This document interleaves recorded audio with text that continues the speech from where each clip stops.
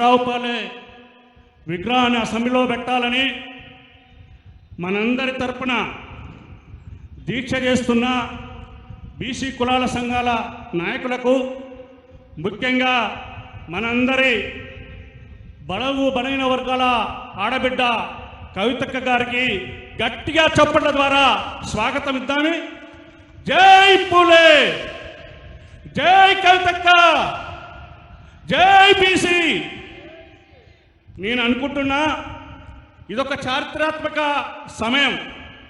ఎందుకు చారిత్రకత సమయం అంటే, వాళ్ళ నాయన కేసీఆర్ గారు తెలంగాణ చేస్తే కవితక్క ఈ బీసీలకు 100 అంటే ఒక రకంగా చెప్పాలంటే గంపడి మంది ఉన్న వాళ్ళకి గంపడి పదవులు కావాలని, అదేవిధంగా గుప్పడి మంది ఉన్న వాళ్ళే ఈ రాష్ట్రాన్ని పరిపాలిస్తున్నారు.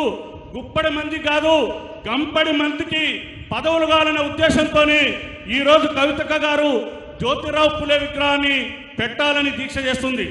రెండో విషయం ఏంటంటే, ఆనాడు జ్యోతిరావు పులే తన భార్యకు చదువు నేర్పి మొత్తం భారతదేశంలో ఆడపిల్లలకు కూడా చదువు రావాలని ఆ రోజు కాక పోరాటం చేయిస్తే, ఇప్పుడు కవితక్క గారు తన తండ్రి నువ్వు బీసీలకు అట్టడుగు వర్గాలకు నువ్వు సారథ్యం వహించాలి, ఆ సారథ్యమే కాదు నువ్వు బీసీలో జరుగుతున్న అన్యాయాలను కూడా ఇక్కడ కాదు గల్లీ నుంచి ఢిల్లీ దాకా కూడా అమలు చేయాలనే ఉద్దేశంతో ఈరోజు పోరాటం చేస్తున్న కవితక్క గారికి గట్టిగా చప్పట్ల ద్వారా మనం ధన్యవాదాలు తెలియజేద్దాం.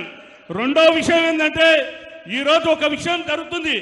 ఆనాడు జ్యోతిరావు పులే తన భార్యకు ఉగ్గుపాలు పోస్తే ఈరోజు కవితక్కకు కేసీఆర్ గారు తన ఉగ్గుపాలు పోసి బీసీల కోసం పోరాడమని ఈరోజు పోరాటం చేస్తుంది.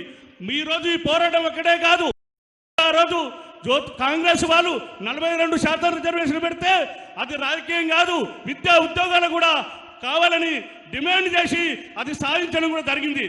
కాబట్టి మనం అందరం ఒకటే ఈ విషయం గమనించుకోవాలి. ఆనాడు పూలే మాలి కులంలో పుట్టాడు. మాలి అంటే పూలు చేసేవాళ్ళు. కాబట్టి ఈ బీసీలను అందరూ కూడా పూల లాంటి వారు.